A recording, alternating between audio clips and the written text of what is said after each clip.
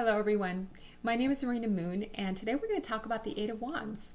So just a couple of quick things before I get started. In the description box below you're going to find a couple of links.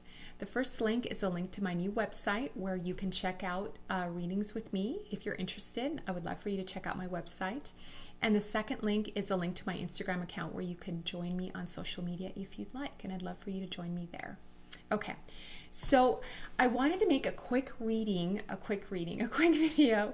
about the Eight of Wands because I had an experience yesterday where I was doing a reading for 2019 and the Eight of Wands came in how I can release position. So there was a block, like what still blocks me from 2018, and the Eight of Wands came up in the position of how can I release this.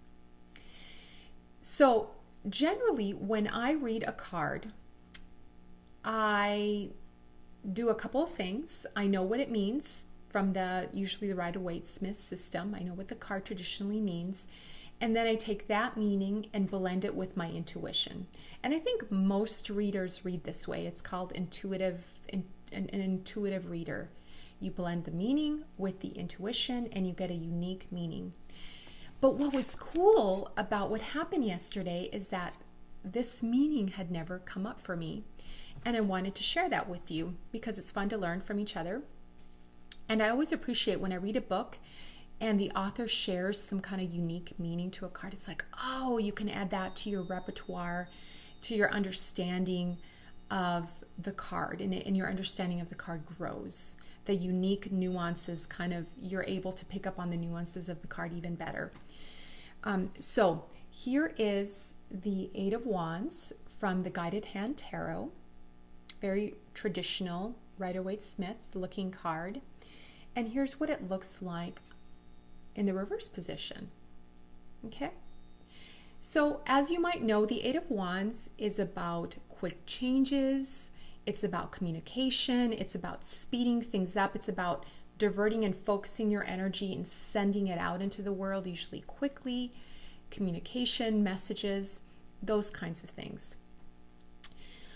What I received when I looked at the card yesterday in that how can I release this block is that I needed to reflect. So the energy is, instead of being sent out into the world, is coming back to me. I needed to reflect on this energy.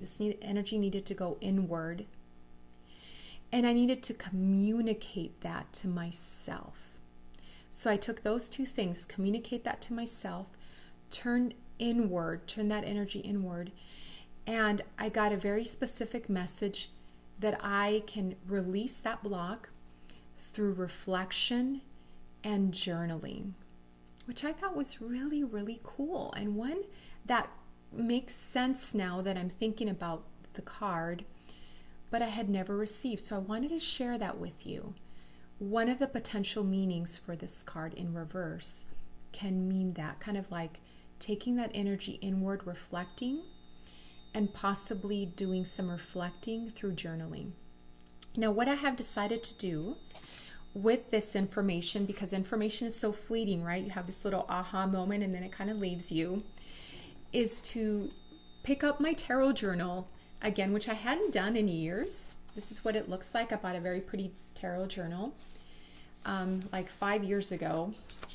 And I haven't been consistently working on it. So here you see the Seven of Wands, and here you see the Eight of Wands.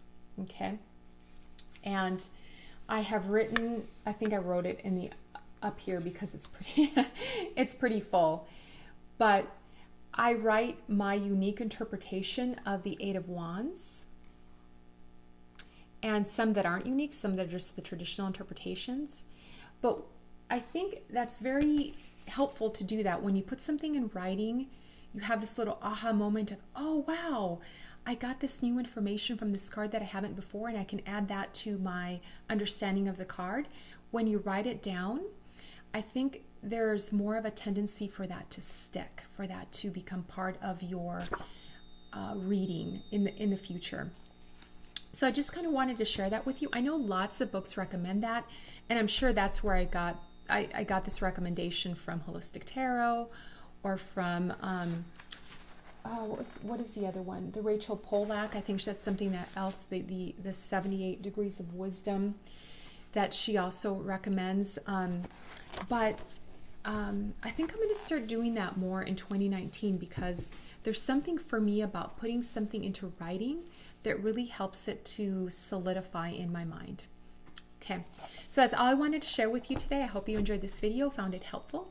If you have any unique experiences or interpretations of the Eight of Wands, I would love to read about them in the comments below. Thank you so much for watching, and take care.